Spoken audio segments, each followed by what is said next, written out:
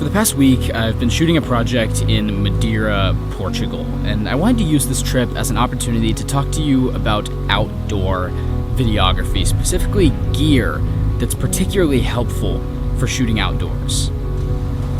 Over the last few years, as my work has shifted to be pretty much all shooting outside, dealing with the elements, hiking, I've started using a lot of new gear that I wasn't using before and swapped out existing tools for new ones that are better in these situations and help me to do better work outdoors. So today I want to walk you through my favorite gear for outdoor shooting and how it's helping me make this video in Madeira.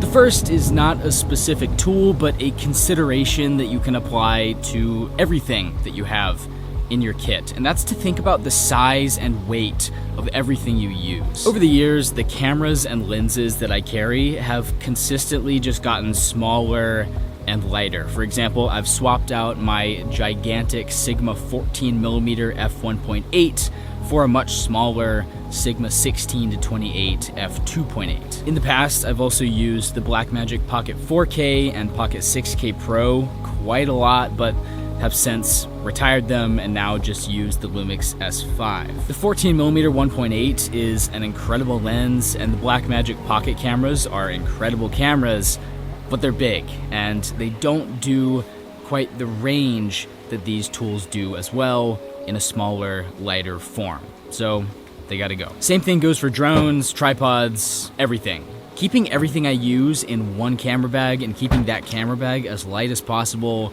really does make a world of a difference, allowing me to move faster and just have much more versatility to get shots more quickly and move on to the next location. And when you're on a trail, having to cover distance between your shots, get to a location on time, or just outside dealing with changing weather, having to move quickly, that stuff makes a really big difference. The only place where I'm really glaringly breaking that rule is with my Panasonic 70-200 f2.8.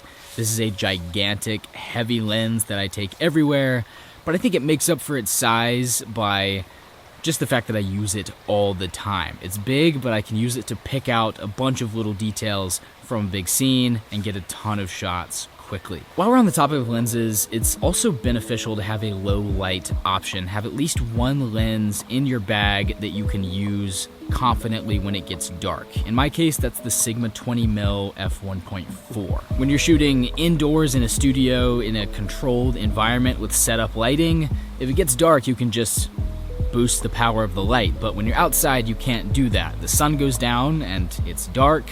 Maybe you're just in a shady spot, maybe you're in a cave. And as much as I love these other two lenses, they're versatile, they let me get a ton of different shots, they're f2.8s. So when you go into the cave, these don't cut it. There's also the opposite problem where when the sun comes up, there's nothing you can do to turn down the power of the light.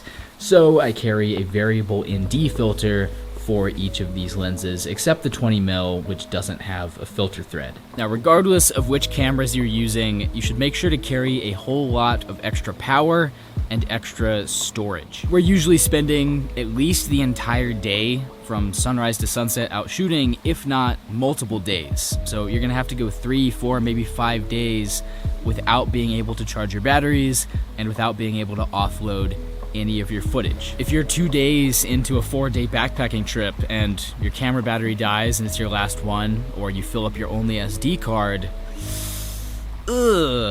unfortunate. So don't let that happen. Another tool that I almost always have in my bag when I'm shooting outdoors is a drone. Not necessarily because it is an indispensable utility, but because it is very fun and gets very nice footage. Outdoorsy filmmaking almost always has at least some emphasis on the beauty of the landscape, right? Like you want to get the shot showing the vastness of the forest or the scale of the mountains, and a drone shot is just a great way to do that. It can also just be a nice fallback if you arrive to a location that turns out to kind of be a bust, like you don't have a great view from the location itself, or you don't have many vantage points to get footage from the ground. It's a good fallback to just be able to throw up the drone and get some beautiful footage from the sky. There's so many different drones out there, and they're pretty much all incredible. I mean, come on, it's a flying camera, but personally, for the last couple of years since it came out, I've been using the DJI Air 2S for two reasons. One, it's small and lightweight, and two, it's not too expensive for just in case I crash it and have to replace it. While we're on the topic, another tool that's nice for getting just a very different style of footage to add to your project is an action camera. Some sections of trails are too sketchy or too technical to set up a larger camera, so this is where an action camera can be really helpful. And some outdoorsy stuff just looks really cool on an action camera, like if you're skiing or rock climbing. Madeira is kind of known for its crazy, steep, winding mountain roads, so I've been using an action camera to capture those, mounting it to the outside of the car. Those roads are pretty tricky to film with a regular camera, and they also just look really cool in this POV style. I've been using the DJI Action 2, but once again, there are a gazillion different options out there, and they all do kind of the same basic thing. I also carry a small set of Smallrig ND filters for the Action 2. Another small but mighty tool that can be helpful to have in your camera bag is a small battery-powered light. In my case, I carry around these Godox light panels. They're super small, just fit right into a side pocket on my bag, but they can be an absolute lifesaver if you need some additional lighting. All right, moving from video to audio, I always carry around a small but good camera-mounted microphone with a dead cat. In my case, the Rode VideoMic Pro Plus. When you're outdoors and the weather's bad and you have to move around really quickly, usually setting up like a separate audio setup and running that and getting really good audio just isn't a practical option. So this is kind of the best in-between option. It's better than just taking the audio from your camera, but not any harder to shoot. You stick it on top of the camera and get reasonably good audio. And then the fuzzy dead cat cover to go over it, indispensable to block out the wind when you're outside, especially like high up in the mountains. It gets windy. You can't control that. You can't always necessarily predict that. So you have to be able to deal with it, and a dead cat is how you do that. I lost mine, have to get a new one, so it's not on the camera right now, but you should have one. This next one is incredibly important, and not doing this in the past has bitten me, and it's to carry extra gear and the tools to clean everything that you have in your bag. Extras of all of those small, important things that are easy to lose and could be pretty bad if you did lose them. Like extra SD card, an Allen key, all of the extras of the little screws that can fall out of your tripod. Tucked away in my bag, I have this little drone repair kit, as I call it. It's just a little pouch that has a bunch of extra propellers and everything I would need to swap out a part of the drone or the drone controller. Same thing goes for my camera, tripod, microphone, everything else. I have a little bag full of all of the extra screws and also everything I would need to actually screw in those screws, the Allen key, screwdriver, as well as everything to clean that gear. Cleaning cloth, the basics. Extra quick release too for your tripod. That's high stakes, don't forget that. And one final crucial step, you want to take all of this gear and carry it around in the right bag. So that's what I've been using for the past year or so. It's called the Mountain Light bag. It's made by Moment, and it's a hiking and backpacking specific camera bag. So it's ultra light, and it has a metal frame on the inside, which doesn't sound comfortable, but it makes a huge difference for keeping your back straight, keeping your posture good, and really taking the weight off. And you can carry a very heavy bag, and it's much more comfortable than a bag that doesn't have that frame. Those other bags are great, and I'm not saying everyone should go out and buy a backpacking camera bag. That's just what's worked best for me.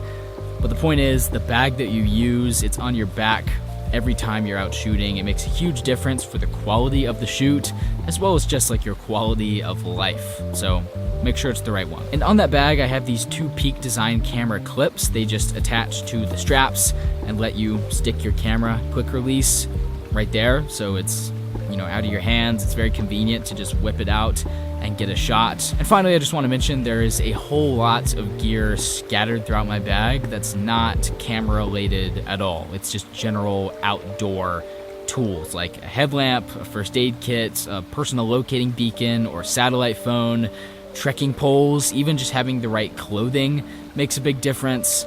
All of that stuff super important, but this is a camera video, so we're not going to go too deep into all that. And unfortunately, that is all that I have for you in this camera video. I hope you enjoyed it, learned something new from it.